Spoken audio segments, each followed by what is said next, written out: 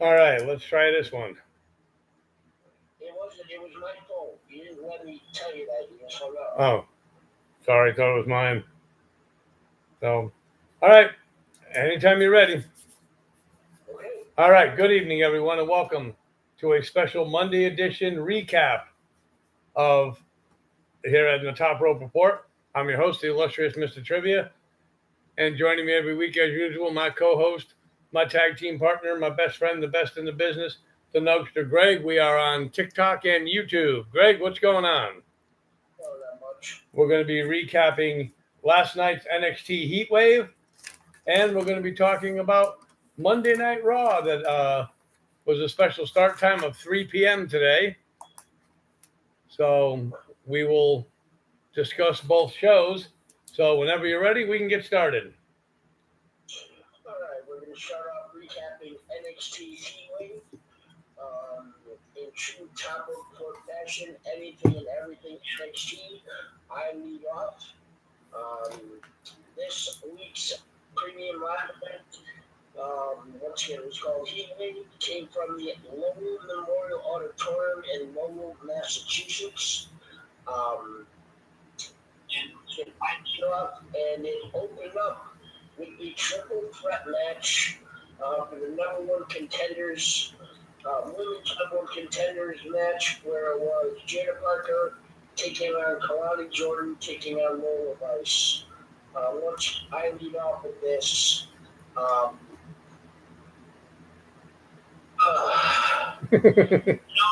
this match should have been so much better than it was. We've seen Kalani Jordan, and Kalani Jordan Soruka is probably one of the best women's NXT matches we've seen in a long time. So seeing Kalani show up and show out, she had more botches in this than the New York Yankees had fielding the ball on Thursday night against the Red Sox. I'm not impressed. This could have been her worst performance. I don't want to say she crumbled under the pressure.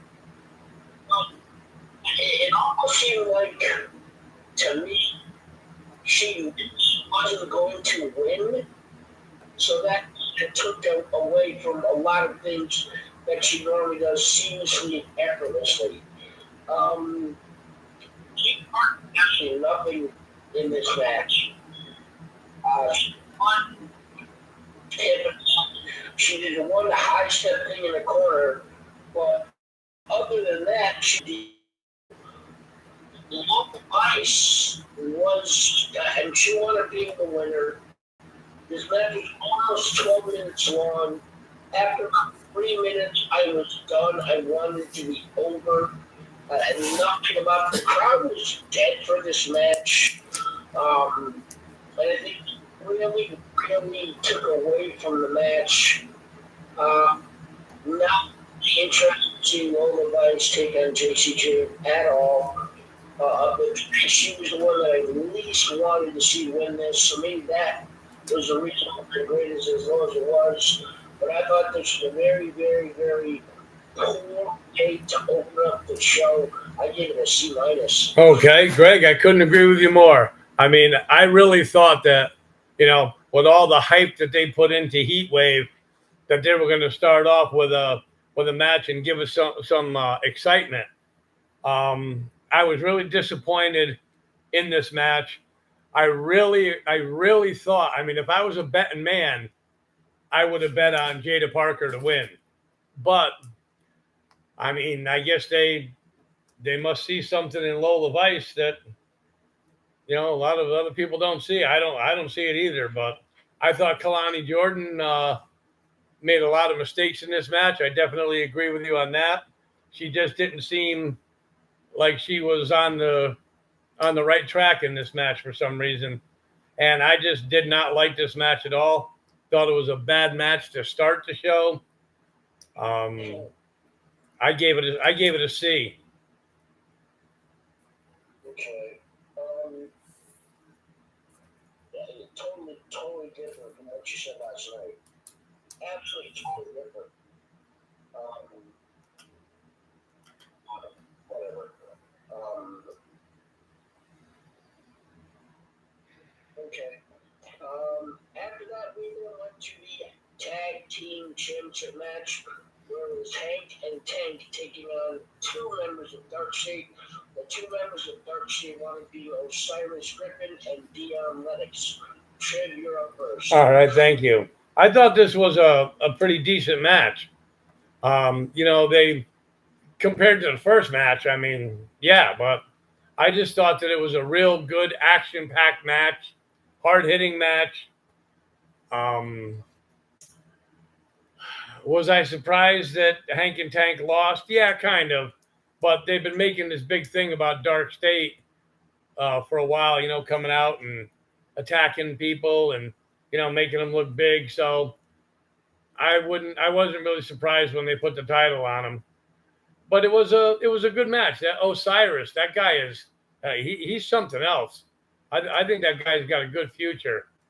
And Dion Lennox, well, he's probably just as good. I like those two guys as a team. As a matter of fact, I mean, I think they all go well together as a team. That's why they are a team. Yeah, but I mean, they are new tag team champions, and congratulations to them. But I really enjoyed the match. Like I said, I thought it was a good match to have after the match that they started off with. I gave it a B. Okay.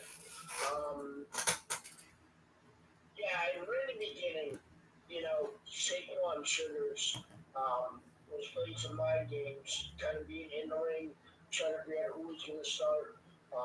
And then it was Osiris Griffin, who was the biggest of the four. And then Dion Lennox, who I think is the most talented of the four. And then Saquon Sugars is the best.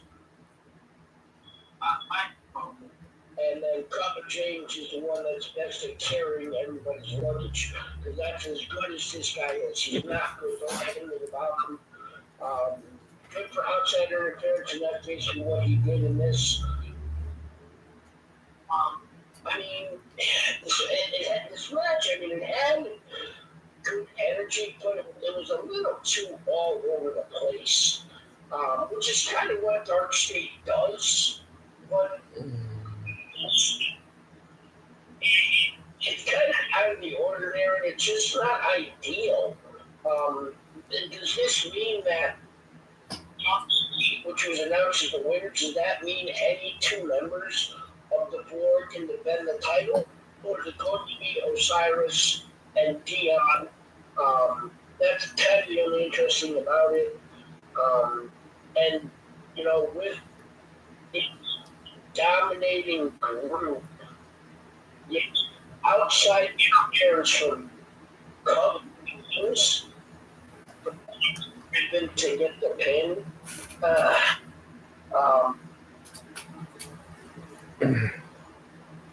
I mean, yeah, I didn't like this anywhere near as much as you did. I did like it a little better than the last match. I'll be generous and give it a C+. All right. DJ Blueprint, thanks for tuning in. Everybody, thanks for tuning in on TikTok. Appreciate that. After that, we then went to another triple threat match. It was for the TNA Knockouts title. And it was JC and Ash by Elegance of the Elegance brand. The other two goons from Fatal Influence are outside the ring. And then as were the other two, M and whatever, Q or Z or by Elegance was also outside the ring with their concierge. So, first things first, it's the TNA Knockouts title. Yes, I know it's a Heat Wave, an NXT match. NXT in my event. But it's the TNA title with 2 of the 3 members from TNA shouldn't there be a TNA referee? I would think so. They showed so the outside CEO or soon to be to Triple H when WWE just totally absolves TNA and buys TNA and just makes them an extension of NXT. And this team, I don't like her as a wrestler, but I have to give her props. She really has improved her performance in the ring. I honestly don't find anything attractive about her. I actually think she's a horse face. And she was, I thought was her only good attribute, but she's actually gotten a lot better. She was actually the best performer in this match, which really isn't saying much. It's like the big piece of turd is the best piece of turd in a bowl of turds. But cheating and was booted from ringside. Why? There's no disqualifications in a triple threat match, but tossed from ringside. And Val which didn't do anything, had to leave with it. Why? Once again, it's a triple threat, no disqualifications. But when J.C. Jane, towards the end, Elliot found all pulling J.C. Jane out of the ring, which allowed for Ash to hit her finisher on Masha to get the win. But the anything to the Elegance brand, it just made no sense at all. But the TNA Knockouts title goes back to TNA as Ash from Elegance is now your new Knockouts champion. I'm going to give this a C plus. Oh, okay. Yeah, I definitely agree with a lot you said. I mean, those two women, I mean, I don't get a chance to watch TNA that often, but those two women, Masha Slamovich and Ash by Elegance, I'm sorry, but in my opinion, they're horrible. Was I surprised that J.C. Jane lost a match? Kind of, yeah. I thought, I mean, if anybody was going to win it, I thought it would have been Masha Slamovich because she is former champion, correct? I thought maybe she would have regained it. And, but yeah, I mean, it goes back to TNA. It was a match that I really did not enjoy watching. I was really surprised that, you know, like you said, when they told the other two members of Fatal Influence to leave, and I'm like, what are you doing? It's a triple threat match. And they ended up leaving, and that kind of threw a monkey wrench into J.C. Jane's plans, I guess. But yeah, I didn't really care too much for the match. I gave it the same grade as you. I gave it a C plus as well. Okay.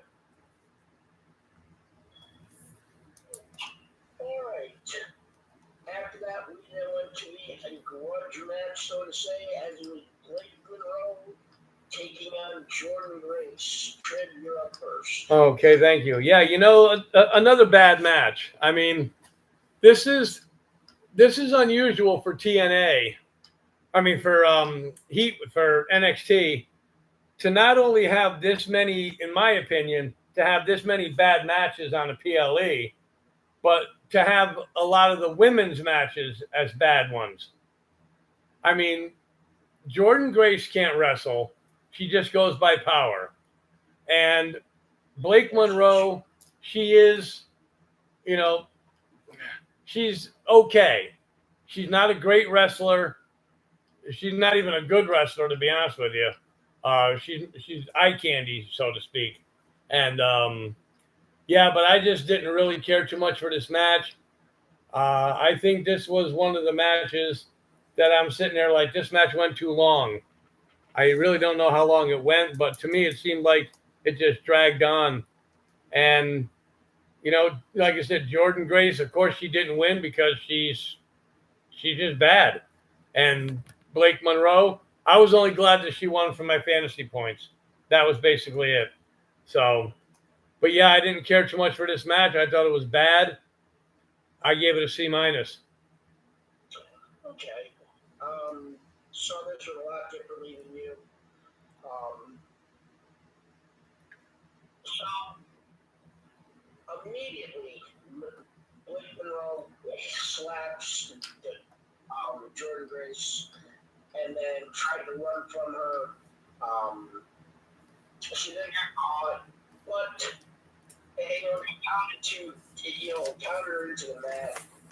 Once she took control, she slowly paced down and started using submissions to keep Jordan Grace from It was a physical match, but it never felt like it reached the level it should have after the personal attacks Blake Monroe made against Jordan Grace. That was my biggest fault with this match. His power, it looks almost effortless. I mean, Blake Monroe isn't, Kate Carter or Katana Chance. She's not some 85-pound little thing, and she was moving around like she was a rag doll. The spot, the skill steps of Blake Monroe pulled Jordan Grace down looked good. It did look like Blake Monroe forgot she was kind of stay up there for a moment for the jackhammer, but Jordan Grace pivoted and rotated to put her down maybe a little earlier than normal. Small piece of both women's gear blew off at different points in the match. Unfortunately, it fell off the wrong places, the right places, the way you want to look at it. But the crowd, once again, they didn't care about this match. And I think that's what made there was very little build-up. When Jordan Grace was injured for a couple of weeks because she got DDT on the floor or whatever it was. So, very, very poor job at selling this. And I think Blake Monroe can wrestle. I saw glimpses of what she can do in the ring. So I didn't hate this anywhere near as much as you. And as of this point in the show, I thought this was actually the best match. So I'm going to give it a strong C+. Okay. After that, we then went to the Battle of Canada versus America, and it was the two Canadians. Oh, Jesus. The two Canadians, Chelsea Green and Ethan Page, taking on the two Olympians, Tavion Heights and Tyra May Steele. I lead off. It was kind of funny. Tyra May Steele and Tavion Heights had some special gear made for this match. Ethan Page and Chelsea Green also had matching gear made. I thought that was a little interesting, kind of a little thing to look at it. The women got started, although Chelsea won. She then tried to attack Tyra May from behind, but ended up being gator rolled all over the ring. This being USA versus Canada, it felt like the crowd was pro Canada. They grabbed a mic and said they would not get any of the citizenship and attempt to get the fans behind the baby faces again. No, the loudest cheer of the night up until that point was when Chelsea Green got the pin on Tyra May out of fire, her in the base, and then she really, Tyra May still really sold the super kick really well. To give her a pop for that, she's very, very, very, very new at this, and the crowd is really, really behind Chelsea. She put her multiple times her match, which kind of made it embarrassing for the Americans.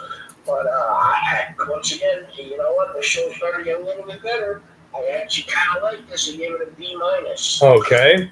Yeah, I was kind of intrigued to see this match. to see how well Chelsea Green and Ethan Page would work together as a team. Seemed like Chelsea in the beginning, she seemed to want to get in there and scrap it up with Tavian Heights because he was kind of in the ring and she was ready to go, and that kind of didn't happen. But that Tyra May Steele, she was the winner for LFG, correct? Yeah. She's got some work to do.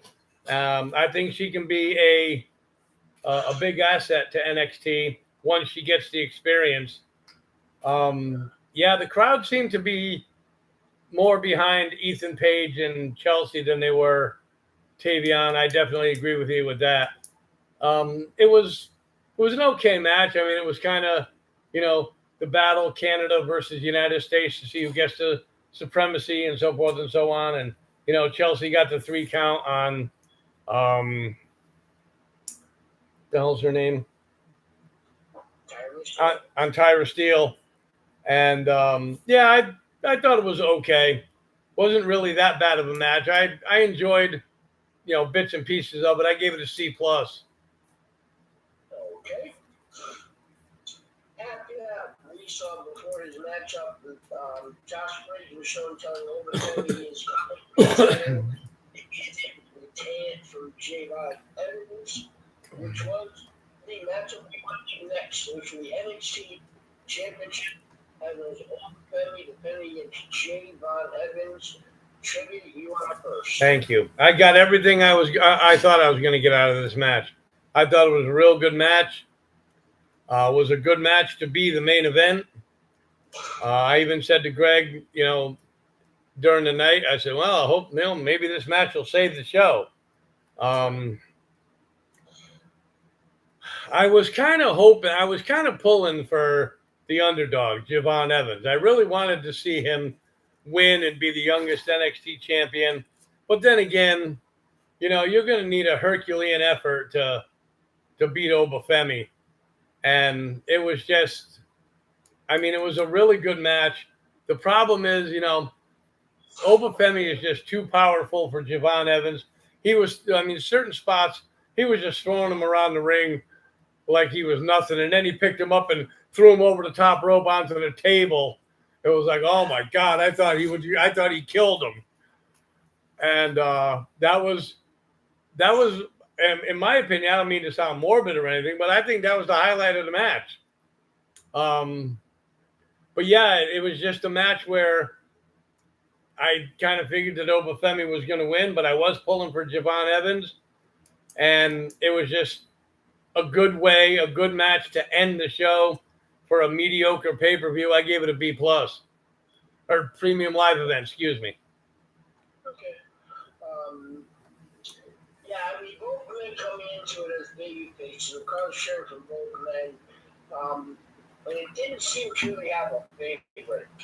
And Overton wanted to really intimidate, use his power. But we don't know G.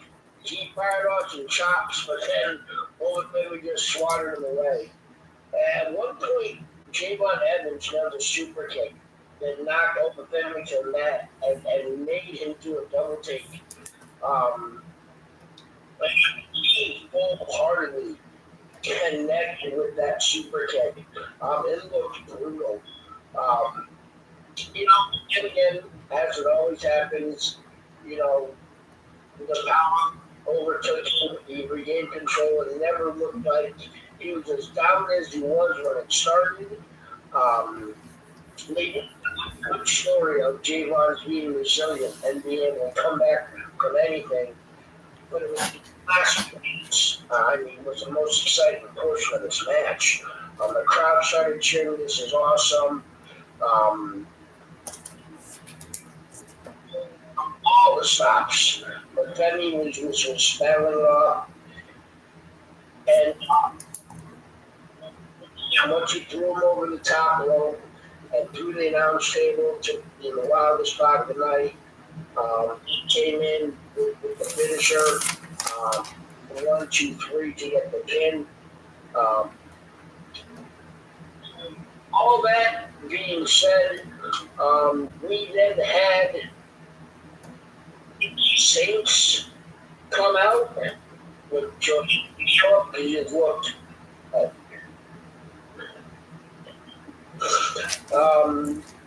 So that's Bob Bentley's next challenger. I thought this was a really, really, really good match. It was an excellent way to end a crappy show.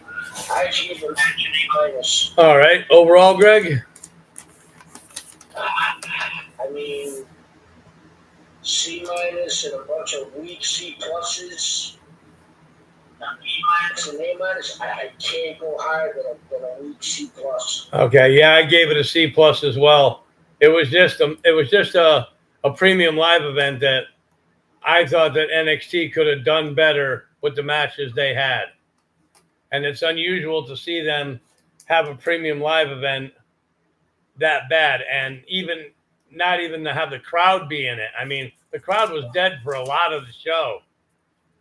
So, all right, that was our NXT recap. And right now we are going to go to our Monday Night Raw recap. The show just ended a couple hours ago. And if you're ready, Greg, we can get going. All right.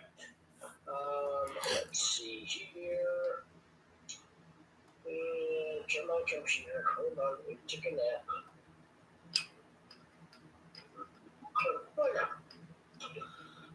All right, here we go. And this week's Monday Night Raw took place from the BP Pulse in Birmingham, England. And in true Tom Report fashion, the Monday Night Raw, we are led off by the illustrious Mr. Trivia. This week's Monday Night Raw, let's see, it started off with a promo where it was the Tribal Chief opening up Monday Night Raw. Trev, what do you think? Thank you, Greg. Yeah, I think it's always a good thing to see Roman Reigns starting off the show on a Monday Night Raw. He came out, he got right to the point, was saying that, how things are different, and he doesn't have a bloodline anymore, and he doesn't have a wise man anymore, and he's basically, on his own. And, while he was talking, Paul Heyman and Bronson Reed came out. I liked Bronson Reed's shirt, Tribal Thief. I didn't realize what it said till like 10 minutes into the promo. But yeah, I mean, Roman was just talking about Bronson Reed and, how he stole his shoes and all this other stuff, and challenged him to a match at Clash in Paris, which we will go over the card after we're done with this recap here. But yeah, I mean, I just thought it was a really good match, and they got a little physical because Roman wanted Bronson Reed to come down to the ring, and Bronson wasn't coming down, so Roman's like, well, then I'll go down there. And then they just started getting physical with everybody, which is what I like when it comes to promos. But yeah, I just thought that it was a decent promo to start the show off. I gave it a B. Okay. Yeah, I mean, Roman Reigns comes out 7 minutes into the show. He finally talks. As the crowd was just cheering for him, cheering OTC, and he generally looked happy at the reception he was getting from the crowd. He doesn't usually smile much, but he had a big smile on his face.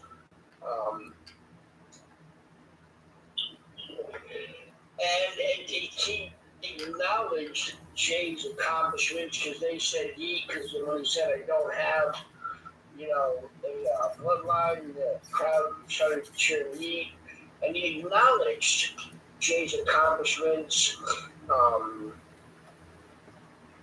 kind of talking about how he had to get back there. And then, like you said, Paul Heyman and Bronson Reed came out to taunt Reigns, and I mean, Paul on Bronson Reed, the Tribal Thief with a Shula Pala. I mean, it's funnier than it really should be, but it's quite hilarious. Bronson Reed, oh God, took the mic, Scared. Okay, wasn't that bad. Talked about, he gave us a lesson about his Samoan tribe's history, saying how they were banished in Australia. Roman Reigns paid for his tattoos, where he earned his tattoos.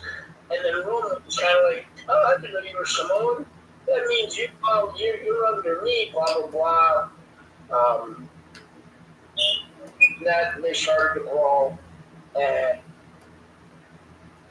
tried to break it up, and then they fought until the show went to a break. So we got 20 minutes of pretty much standard stuff. I guess fighting a race kind of made it a little more exciting. But I didn't like it anywhere near as much as you only gave it to see. All right. Hey, Country G, what's up? Thanks for coming in. After that, we went to the first matchup of the evening, as it was the LWO's Dragon Lee taking on the Judgment Day's J.D. McDonough. I lead off for this one, and it's a pretty good match. It was a fun match between two guys who were great. There was that one move that Dragon Lee did to J.D. McDonough that kind of was going to be a sit-down power bomb, but almost turned into a pile driver, where I thought J.D. McDonough got pulled up into an accordion. J.D. McDonough, man, he is one tough little fucker. He really is. They call him Iron Lung, but, whatever. Different styles, but it felt like they really meshed together perfectly. It was a really good display of how versatile both of these guys really can be in the ring. At one point, Finn Balor tried to interfere with the ref saw and tossed him immediately from inside. We then had Kirby Dominic interfere, but was quickly dispatched, taken care of by AJ Styles right after he tripped Dragon Lee. Dragon Lee finished her and scored the win. It was 32 minutes into the show before the bell rang for the first match. It's a little long for me, but then they gave us this match, which was okay. And yeah, I gave this a solid B. Oh, okay.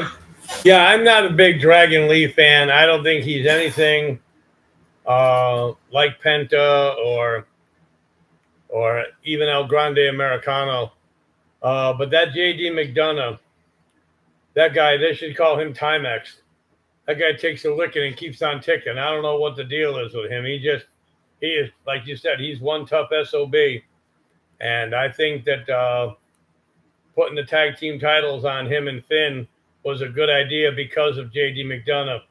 He's earning his stripes in the ring, that's for sure.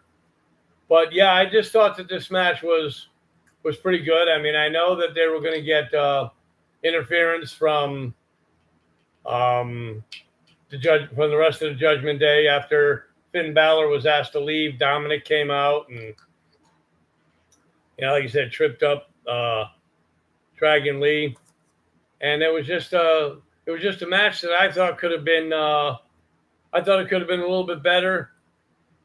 I really wasn't too impressed with the match. I gave it a C+. Okay.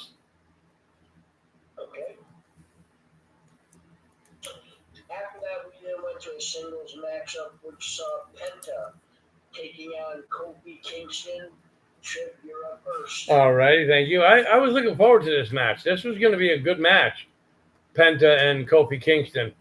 You had Grayson Waller and Xavier Woods outside the ring. Grayson Waller had some kind of petition to get, to get Penta's finishing move banned. Corey Graves is like he's got 28 signatures and all that other stuff. But I thought that was pretty funny. But yeah, this was a good match. Kofi and Penta were going at it, back and forth.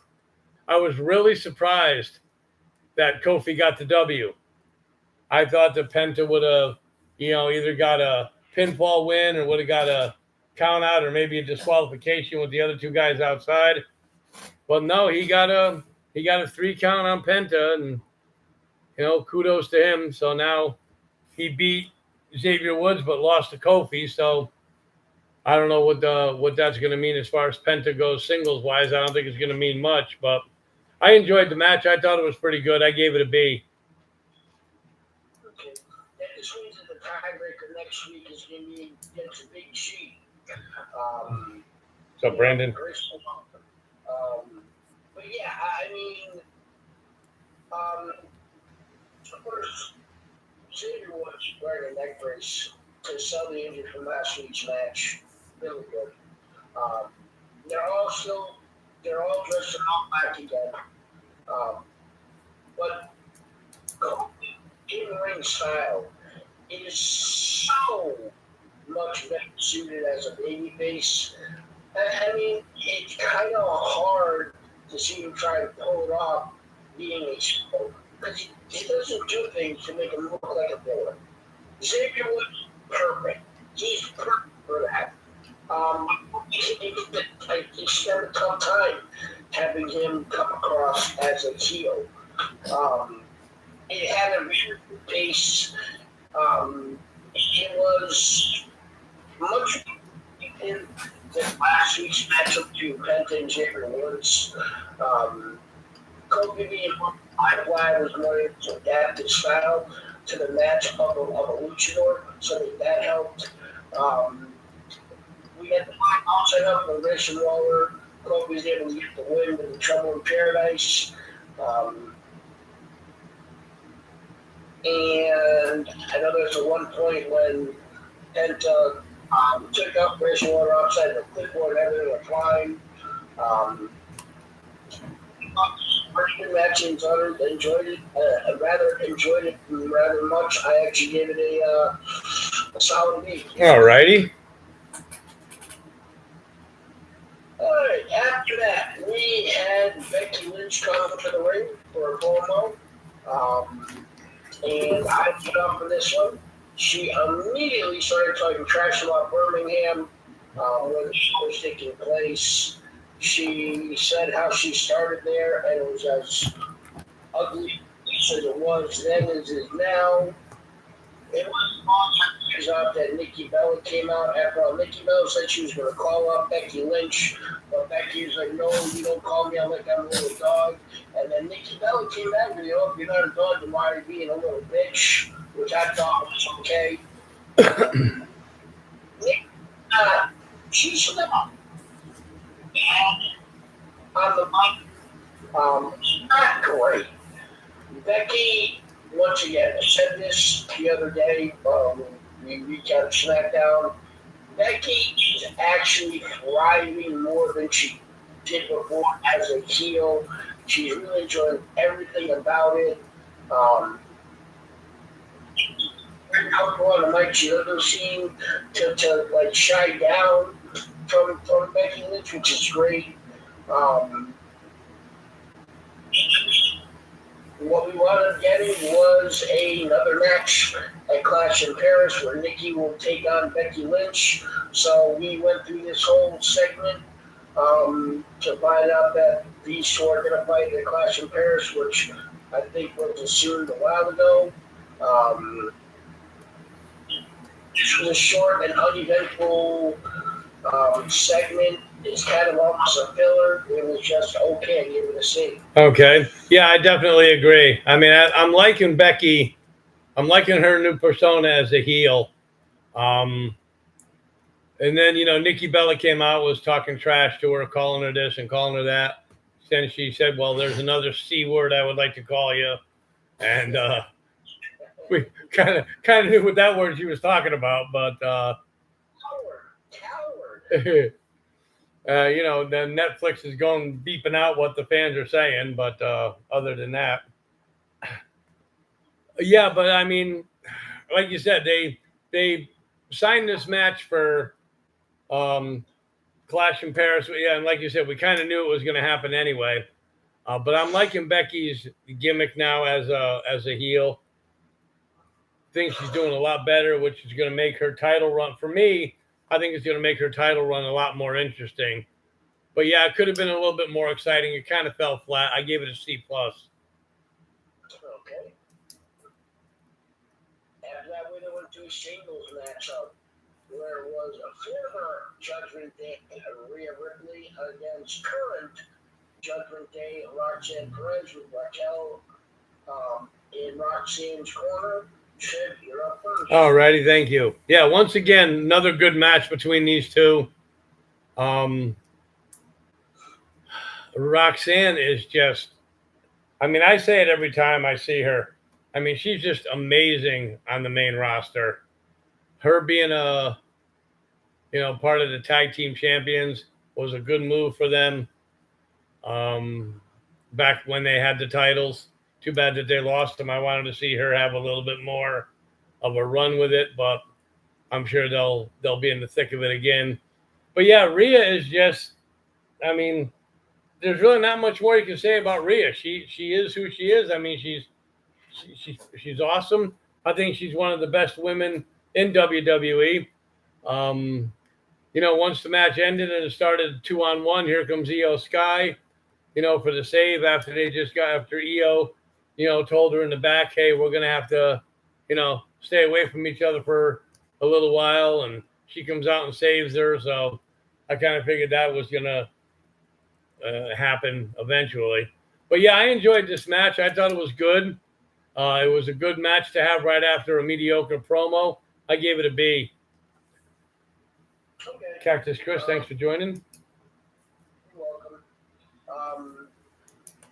Yeah, I mean, despite Rhea's significant size advantage, Roxanne was actually the aggressor early on. Although it didn't take long for Rhea to get the upper hand. And then, the Roxanne kept taking little breaks at ringside, but she couldn't make any progress. She needed to kind of use Raquel as a distraction so she could hit a suicide dive. Then Roxanne started to work on the knee. She was really in control for quite a while. And then once again, Rhea made the comeback to score the win with her finisher. Team beating up and Io Sky coming out for the save, which is causing more drama between her, Asuka, and the Kairi Sane team to be stuck in the middle. What Rodriguez needs to do, they're worrying about everybody in the Judgment Day trying to play peacekeeper. She's going to drop the Liv Morgan references every so often, but I mean, they need to do more with her. But yeah, I mean, it was a good match. I've been talking about Roxanne Perez since her days with NXT. A couple years ago, when she was just 21, I thought she was going to skyrocket to the main roster and wouldn't disappoint.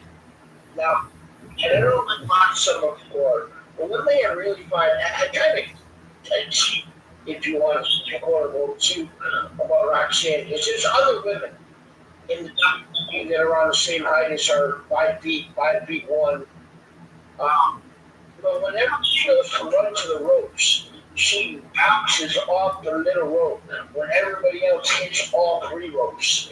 I don't know. I don't know if you've actually observed it. Just next time, pay attention to like Alexa Bliss and then watch her. It's just so weird, so second nature that she just does it. It looks really good every time. Right. But yeah, this is a decent match. I give it a B-. All right.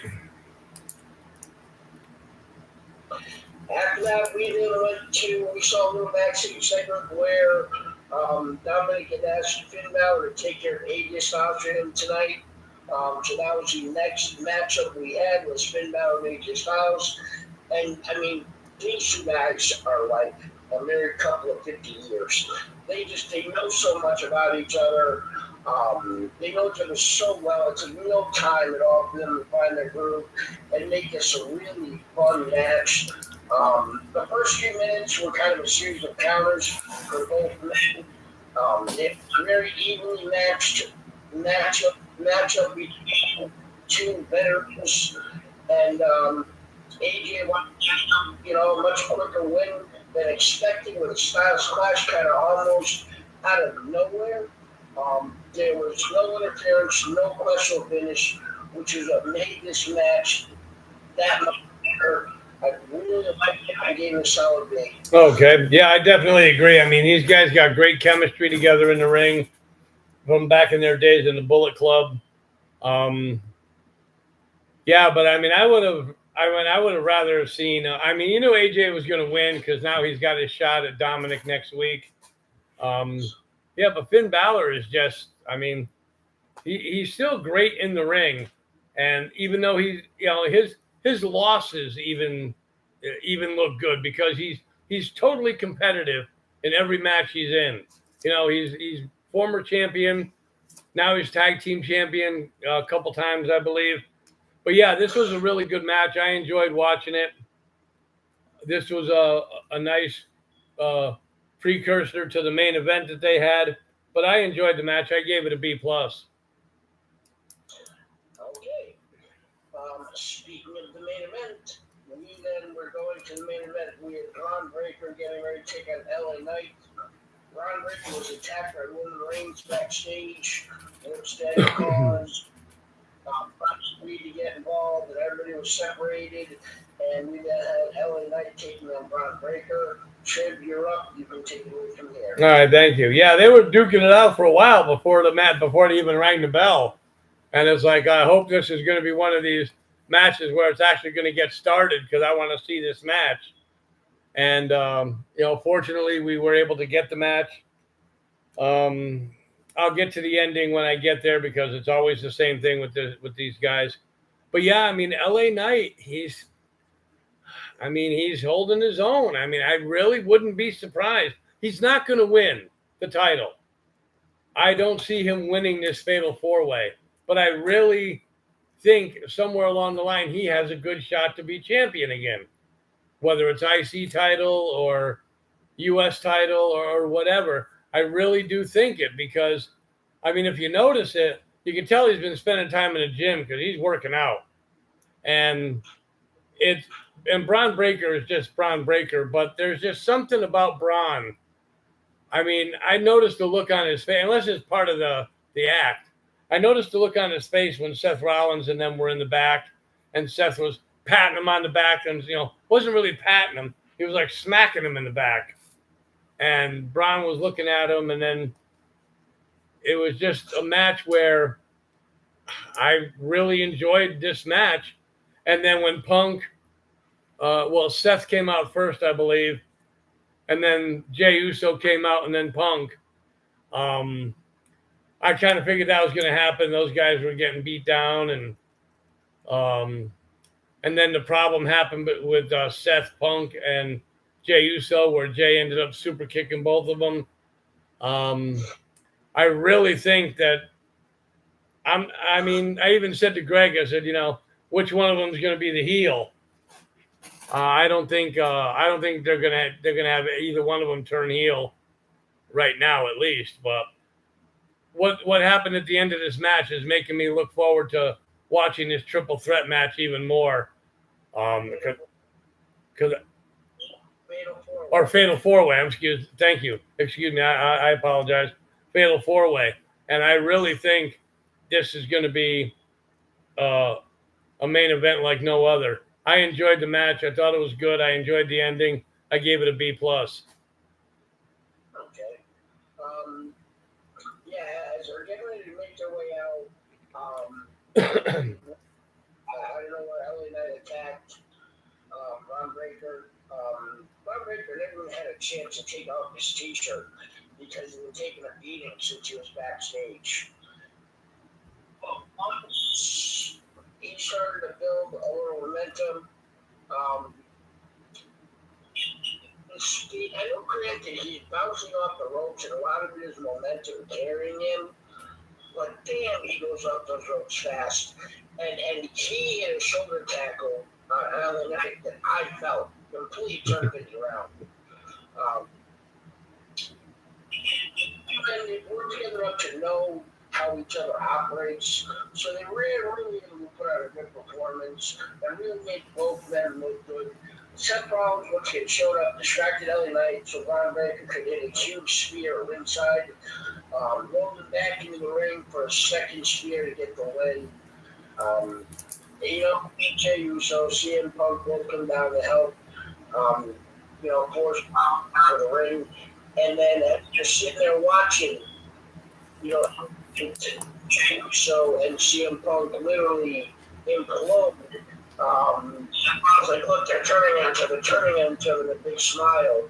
And then, I always say that over on TV, under on the PLE. So obviously, Jey Uso is not winning his title back, as he was the one that stood tall. If one of them's going to go heel, is it for Jey to turn heel? Or is he just too over the pins? I don't know. But I thought it was a really good match. And Braun Breaker's Frankensteiner is always impressive, especially when he runs up the ropes like he did to hit it. Always hits it perfectly. I thought it was a really good match to get a solid lead. All righty, Brenda Williams, thanks for tuning in. All right, overall? I didn't know B-. Okay. As a go-home show to Clash and Bears, did it make me more interested in seeing matches? Yeah, I mean, Roman and Bronson, Becky, Nikki.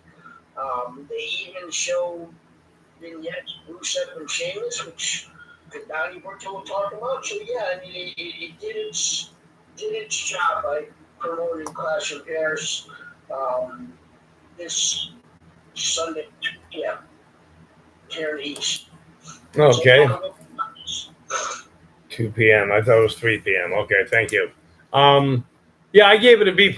I mean, I thought it was good. I thought a lot of the matches were good for me to watch. A couple of mistakes here and there in a few other matches, but overall for a go-home show, I thought it was good with a B+. So, all right. So this Sunday, we have Clash in Paris. As you heard Greg say, it's going to be a 2 p.m. start here on the East Coast, the same time as Monday Night Raw will be on here in the East Coast next Monday from Lyon, France. So, but Greg, what do we got for matches for Clash in Paris? Okay, go ahead. Take your time. Just looking for confirmation because now I'm.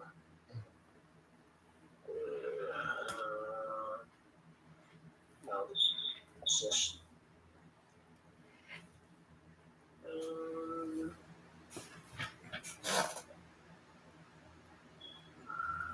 Sorry, my computer's arguing with me. Your computer's arguing with you? Yep. Oh, that dummy. I don't know how to spell, that's why. Oh.